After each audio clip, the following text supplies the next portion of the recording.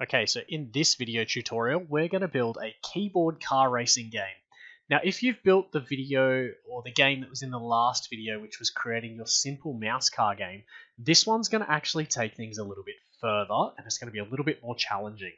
So what we're going to build on this time around is we're going to ask the player how long it's going to take them to finish the course. Then we're going to set that as the timer and have it count down to 0. Now, if the player gets to 0 and they haven't finished, then we're going to tell them that they lost. If the player makes it to the finish and there's still time on the clock, we're going to tell them that they won. Okay, so you can see that on screen at the moment it says bad luck, you lost up here. Okay, now if I hide that variable or that sprite, you can see that underneath it we have one that says congratulations, you won. And then underneath that we just have our car and our background. Okay, so that's all of the resources that we're going to use today. Now, the majority of our code goes on our car, but we do need a little bit of code on those other sprites. Okay, so to start with, we need to build how our car is going to get the timer variable set. Okay, and then from there, we're going to move forward. So if you don't have the file that's set up like this, you may need to quickly pause the video and copy down that code that's already there. Okay, but I will try and find a way to get that file uploaded into the comments section so that you're able to grab it and then it's ready to go. Now from here, what we're going to do is we're going to start by building out the little thing that gets our car to ask the player how long it's going to take them. So we obviously need to start that with a when the green flag is clicked so that when the game starts they get asked the question. Okay, then what we're going to do is come into this sensing section here, and you can see here that it says ask, and then it says what's your name and wait. Now we're going to change the text, but we're going to use that block. So we're going to say, how fast can you complete the course? Okay, so that's going to now mean that when we press play, it says how fast can you complete the course? And you can see that the little box popped up, but nothing really happened. Okay, now from here what we need to do is we need to be able to set our time variables so that it actually does what we need it to do. So we're going to come into our variable section, we're going to grab our set time to, and you can see at the moment it says 0. We don't want that. What we're going to do instead is now come back to our sensing one, and you can see there's this little answer block. We're going to grab that one and stick it in where it has 0. So now what's going to happen is when we ask the question, it is going to wait for the user to put something in there, and then from there we're going to get going. So the last thing we need it to do is we need it to tell the game that it's ready to start once the player puts the thing in. So we're going to come into our events menu here. We're going to grab the broadcast one and we're going to stick that there. Now remember, we already had 3 messages set up. One for if they cheated and they went across the red line, one for if they finished when they got across the black, and one for when they hit the green and they wrecked their car. But we're going to broadcast a new message that is go. Okay, so this basically means our game is ready to go.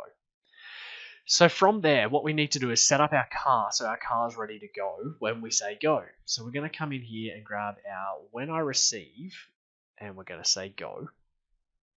All right, and then from there, we need to set it up so that our car goes back to the start line and it points in the right direction and things like that.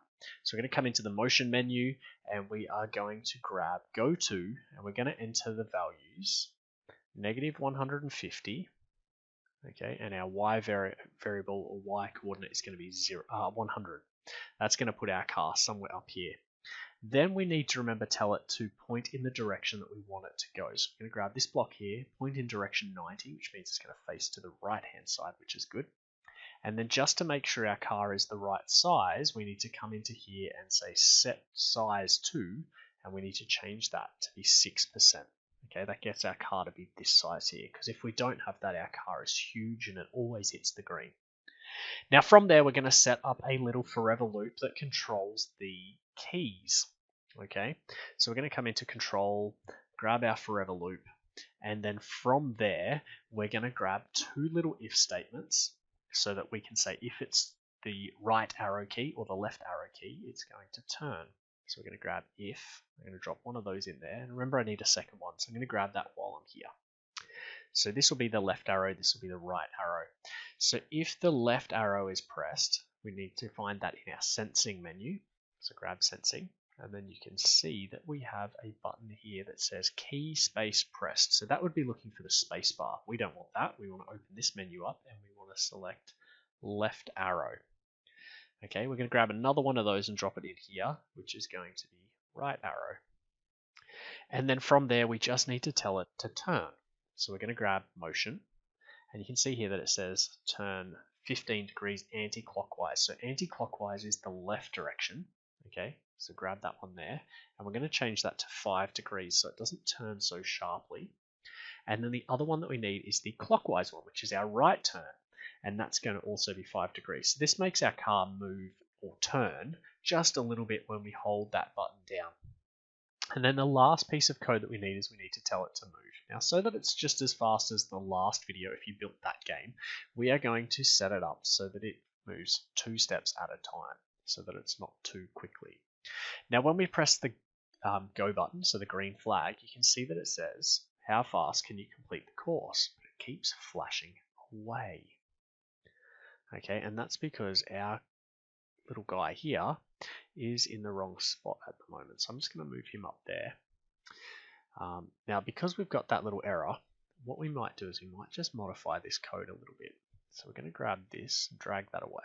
We might move that one up there to the top and then push this here. So the first thing that happens when we click the green button, okay, it's going to move him to the right place. All right, now you can see that our time is still ticking. We're going to fix that in a minute. But how fast can you complete the course? If I say I can do 20 seconds and I click my tick or I press the enter button, you can see that it sets him to 20 and my car starts going. But my time is going up, which means that we're changing our variable in the wrong way. So what we need to do is, instead of change time by 1, we need this to say change time by -1. Okay, now when we press the game, it's going to move him to the start. Okay, and we're going to be able to set our timer for 20. Press enter, and then our car's going to start moving. You can see that it starts counting down, which is perfect. But when we get to the end, or when we crash, or when we hit the cheater mark, nothing appears. So our other little sprites don't show up, which is a little bit annoying for now. So I get to the end, and it just says, well done, you finished, and that's it. I had 3 seconds left on the clock. Now our game, we're going to change these ones here. So instead of it saying, when you touch the red, instead of it coming here and saying you finished, well done, we're going to get rid of these blocks of code and we're going to just leave the broadcast message on. Now that broadcast message you can see is still going to cast these ones here that says when I receive cheater, wait for half a second and then stop moving. Okay, but what we also want it to do here is we want it to show up on our red sprite. So it's very important that we put our code on the sprite that we want it to go on, or we want it to interact with. So on our red sprite, we want to set some code. So the first thing that we want to do is say that when our green flag is clicked, we want our thing to be hidden. Okay, so we're going to just grab this one here and say hide, and that's it. Now that's to make sure that when we most recently finished a game, if we had that red sprite active that says bad luck, you lost, it doesn't stay on screen. So every time we click that green flag, it's going to come up there. Then we're going to have an event that checks for our messages. So when I receive cheater, we are going to come into our looks and we're going to say show. Okay, so all that's going to happen now is when we hit that red line on our race car, it's going to broadcast the message cheater, which is going to stop our car in half a second. But on our red sprite here that says bad luck you lost, it's now going to show that sprite on screen. Now we want that to also happen when we wreck the car.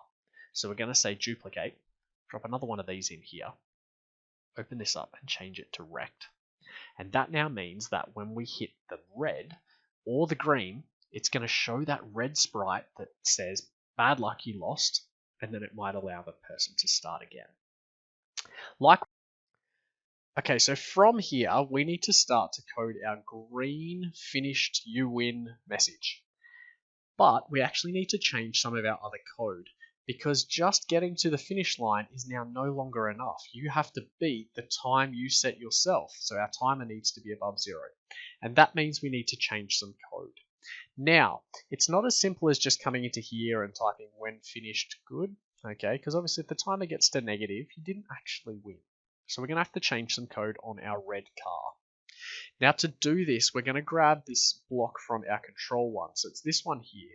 This if something happens, then do something, else do something else. And we're going to replace this block here. Okay. Now the quickest and easiest way to do that is if we drag this one here and come up to the top of our forever loop, you can see on screen that the if section is now wrapping around all of the code we already had. So that's great because now we can have a thing that sets our timer so that we can check to make sure it's above 0. Then it'll check all of these other little functions, whether we're touching the red, the green, or the black, and then it'll broadcast the specific message. So the thing that we need to set is we need to be able to check to see if our timer is above 0. The block we need to grab is from the operators section. So this is normally for math, so we might do something plus something, but what we're going to do is check to see if something is greater than something else. Okay, and the easiest thing for us to check from our variables is grab our time, drop it into the left hand side. So now we're going to have if time is greater than, and obviously we want to make sure it's above 0, then you can do all this other stuff related to checking the wall and the cheater line and the finish line. Okay, but if the time is no longer greater than 0, we want you to do something else. And what you're going to do is we're going to get our car to broadcast, which wrong one, from our events one, we're going to broadcast the message loser, which isn't there. So we need to click on new message. We're going to type in loser. Okay, so that's super quick. Now, the first bit of code we're going to change is so that we can finish off our red sprite is we're going to come back into here and we're going to be really quick. We're going to right click on that one and say duplicate, set that one over there, change this message to loser, and now we have all of our conditions for our red one to appear. If they hit the red cheater line and there's time on the clock, it'll show. If they hit the rect line or the green outside wall, then the red message will show up. If there's no time left on the clock, then it's going to show the loser message, which is the same thing again. The only thing we haven't coded is our green sprite, which is this one here that says congratulations, you won.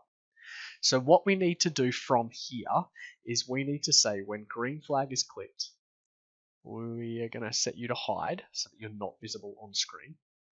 And then what we need to do is we need to say that when we receive the finished message, we want you to show.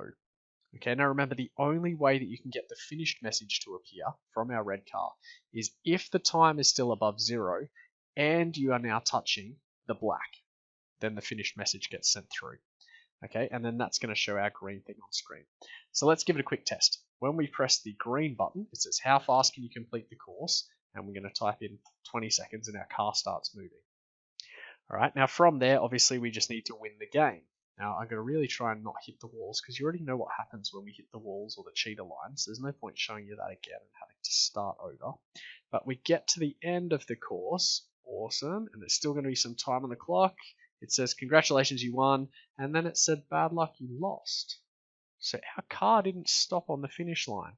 So the quickest way for us to fix that would be to come into this when I receive finish, and we're going to go into our control one and just grab this little block here that says stop all and drop it on the end there.